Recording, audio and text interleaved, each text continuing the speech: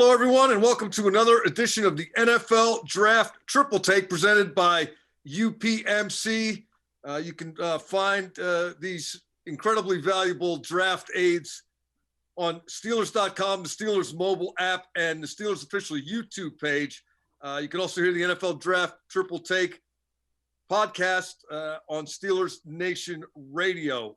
Subscribe to the Triple Take podcast whenever you download your favorite on-demand audio content. I'm Mike Prisuta, joined as always by Dale Lolley and Matt Williamson. We're here to talk about wide receivers today. And guys, I think if we talked about all the intriguing wide receivers, we'd be here about a week and a half. Dale, last year loaded with wide receivers. This year loaded with wide receivers. Should we already go out on a limb and look ahead to next year's NFL Draft Triple Take and say the class is going to be loaded with wide receivers?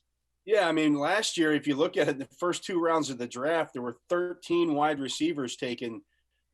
Chase, it's just everybody's chasing that star wide receiver, and you don't have to chase very far in recent years because every draft seems to be more and more loaded with wide receivers. Wouldn't surprise me to see 13 taken again this year in the first two rounds of this draft. It's that deep of a position. Matt, do you have much of a recall last year, and do you think this year's at least as good, if not better?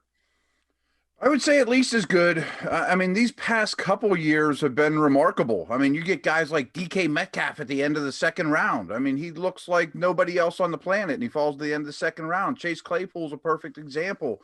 There's star power year after year at this position, and it's incredibly deep, and there's all shapes and sizes. If you're looking for a slot, if you're looking for somebody that looks like Mike Evans, if you're looking for something in between, you can get it. And man, I mean, you look at the top receivers around the league right now, they're not all super high picks either. The Devonta Adams and Michael Thomas and guys like that have been highly productive. Justin Jefferson is a late first.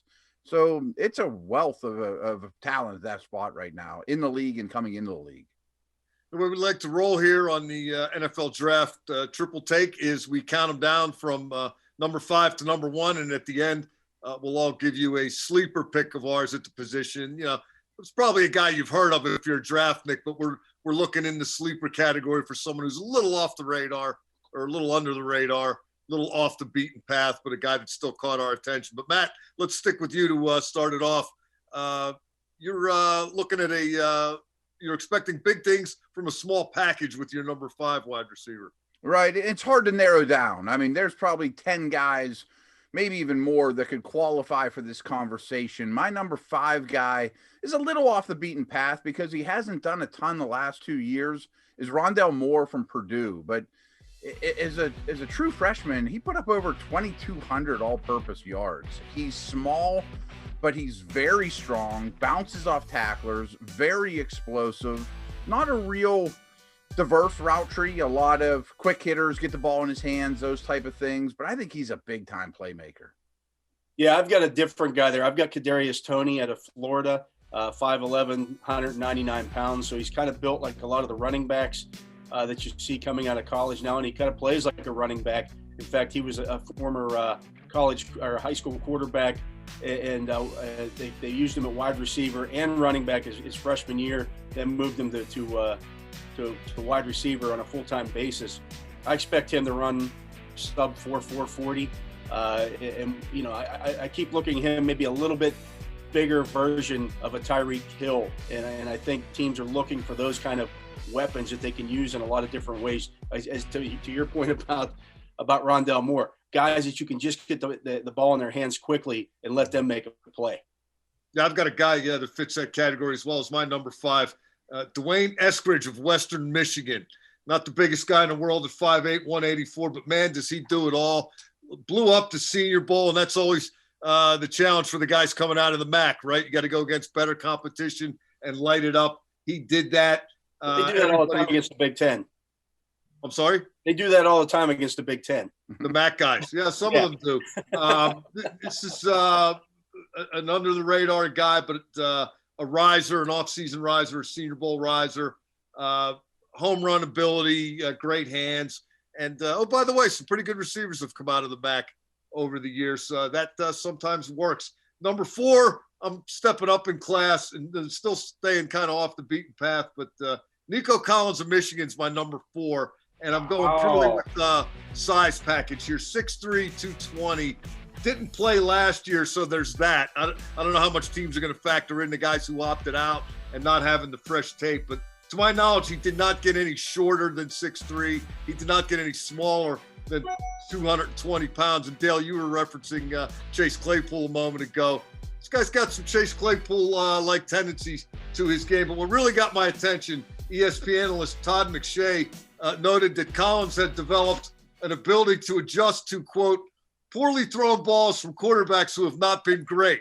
Imagine that. Somebody ripping Michigan quarterbacks, and it's not me. This guy can catch those throws. He can catch anything. Dale, what do you got at number 4? First of all, Mike, do you look at it as a positive that he opted out of playing his final season at Michigan? Yes, I consider that to be showing a lot of character on his part, not to be associated with what went on in Ann Arbor. Yeah, full points to him. I have Terrace Marshall out of LSU as my number 4. Again, I think the top 3 are pretty set no matter what order you have. And then after that, there's like 10 to 12 guys that you can put in any order. And I don't think anybody would blink an eye. But Marshall's 6'4", he's 200 pounds, so he's got that prototypical size that you're looking for. He was the number 3 receiver at LSU in 2019 behind Justin Jefferson and Jamar Chase. But he kind of blew up this year. 48 catches for 731 yards and 10 touchdowns. Playing in the SEC where you see a lot of good talent. I think he's got all the tools that you look for to be a true number 1 receiver, or at least a very good number 2, depending on where he goes. Yeah, my number 4 is Rashad Bateman, who has some similarities to Marshall, size-wise, go up and get it. Really produced at an early age, which is a great indicator for receivers too. Stepped right in and made a big impact in Minnesota. Isn't the fastest, isn't the quickest, but I am interested to see how he tests. Big catching radius, go up and get it type, sort of an Allen Robinson style to how he plays. I'm a big Bateman fan. That's 2 Big Ten guys for Matt. I've got a Big Ten guy and an MAC guy. Dale's sticking with the SEC. I think he's going for that low-hanging fruit, which sometimes tastes just as good as the stuff you got to kill yourself to get. Matt, let's stick with you and roll through our number 3 wide receivers.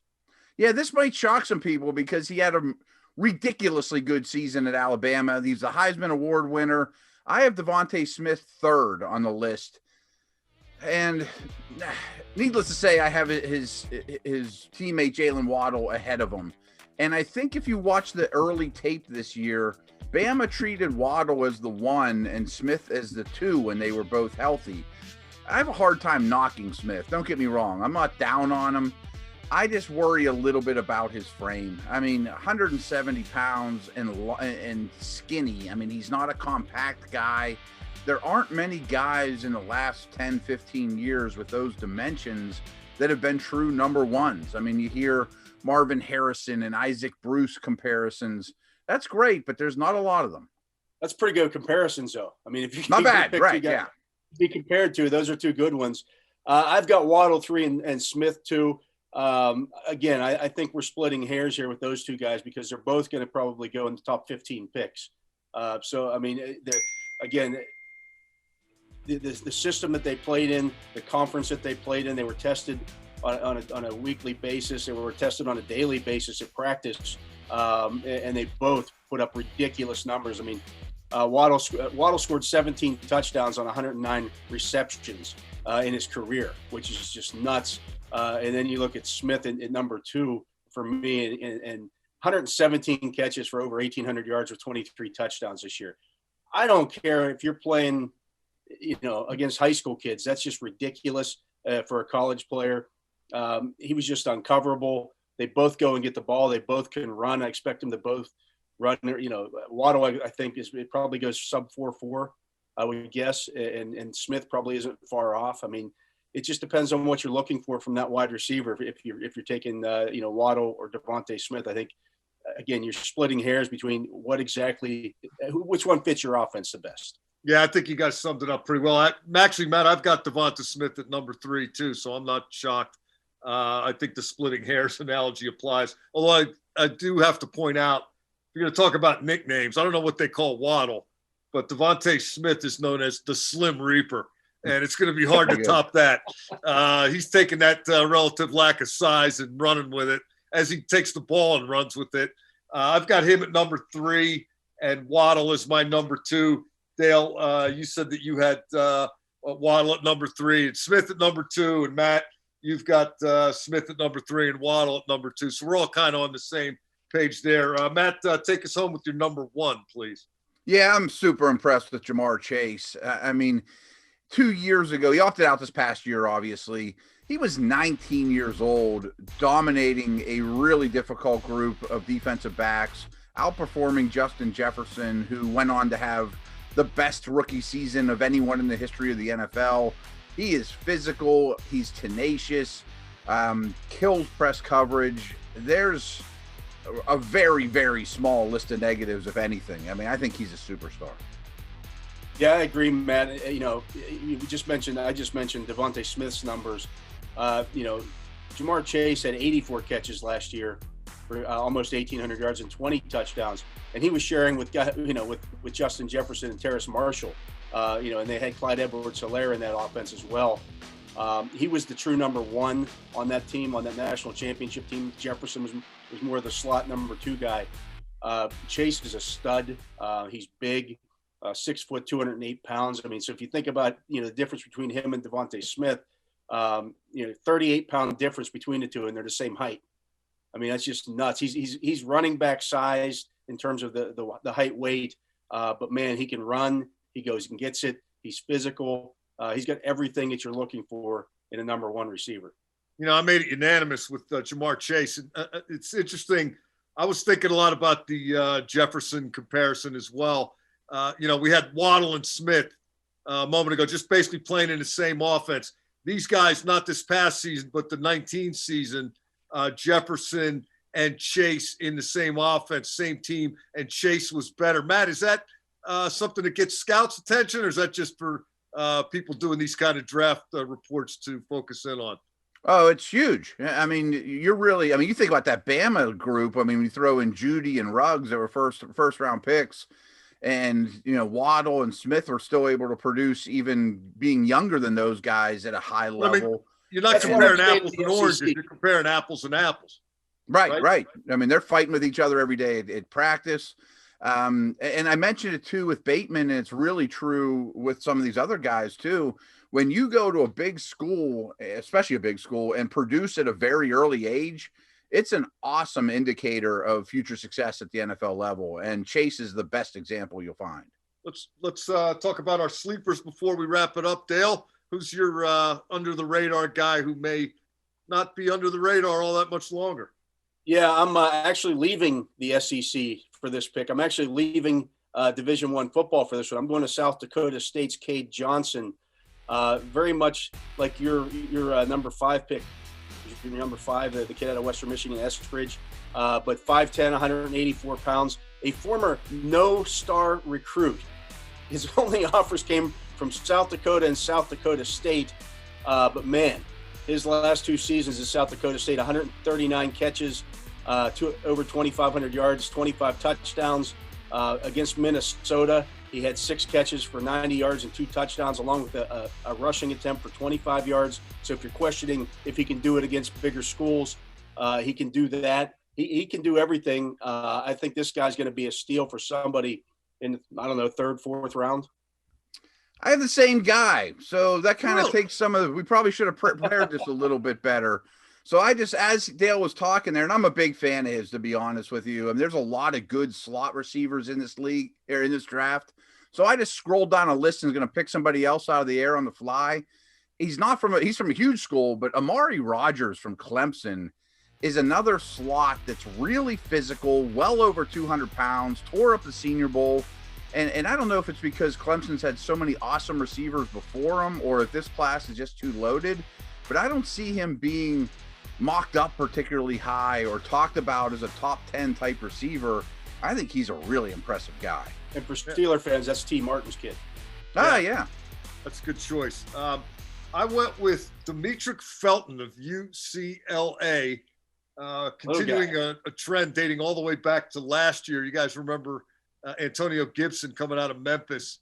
Was he a running back? Was he a receiver? Well, what he is in the NFL is basically a running back who can catch passes, but a dual threat kind of guy. And Felton at 5'9", a $194. He played running back at UCLA last year, but he's going to be a receiver in the NFL.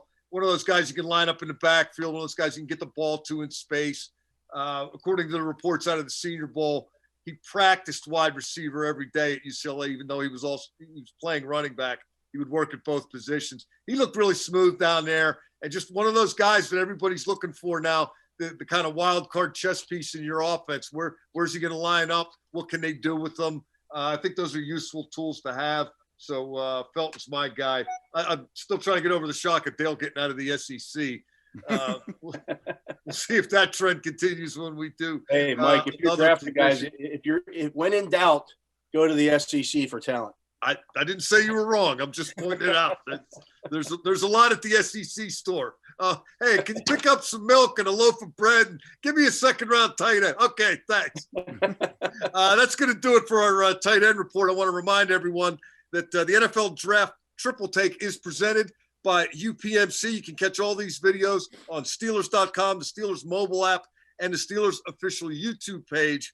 You can also hear the Triple Take podcast on Steelers Nation Radio, and you can subscribe to the Triple Take podcast wherever you download your favorite on-demand audio content. We'll be back soon with yet another position review in advance of the draft. For Dale Lolley and Matt Williamson, I'm Mike Prisuta. You've been listening to the NFL Draft Triple Take presented by UPMC.